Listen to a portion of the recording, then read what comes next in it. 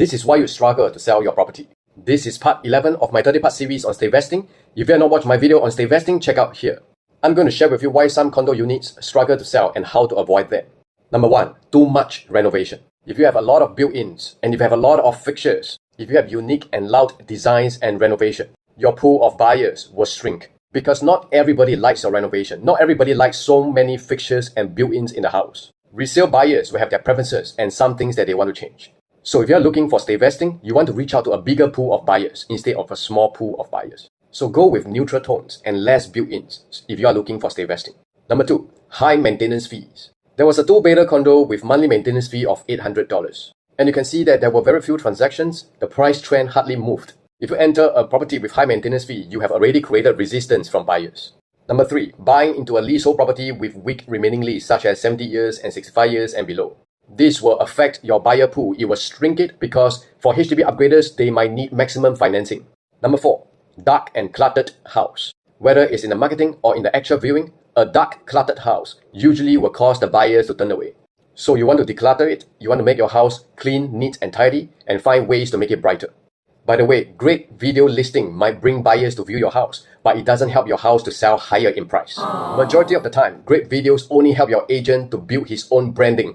They don't help your property to sell at a higher price. Only sellers think that way. But we agents know it's not about a video when it comes to selling at a higher price. And this leads me to number 5, your pricing strategy. Every seller is home proud. I'm home proud too because I've sold my house a few times. We always think that our house is the best and we should sell our house at a higher price than others because ours is the best. But the law of supply and demand in economics still works today.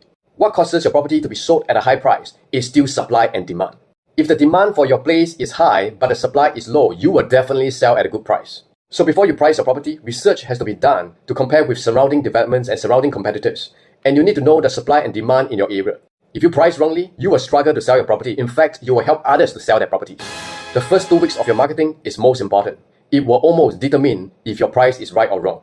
The older the listing is, the more you struggle to sell it off. For some properties, you can sell above recent transactions. Yet, for some properties, you need to sell within the transactions. The most important thing for Stayvesting is that you cash out and you move on. Pricing your property right is in fact the most important factor in this whole thing. Otherwise, you will really struggle to sell your property. There is no property that cannot be sold. After all, it really boils down to your pricing strategy. Number 6, buying a property with poor and inefficient layout. Cheap does not mean that it's good. Your space must be efficient, your layout should be good. Number 7, bad facing, such as facing the expressway, facing the MRT tracks, facing car park, facing rubbish chute, facing the west side, and facing loud main road. Number 8, poor condo management and facilities. You'll be surprised that some buyers are turned away by the condition of the facilities as well as the management. I was personally one of them who walked away from a resale condo where the facilities are poorly maintained and full of water features. You can see mold and algae everywhere. Number 9, combining your bedrooms, hacking certain walls in your unit. Yes, buyers can build back the wall. They can reinstate everything. It's not very expensive to build back a wall, but there is the perceived expenses and the perceived inconvenience. So they will rather buy units that have less hassle when it comes to renovation. Of course, all these things that I shared can be resolved with your pricing strategy.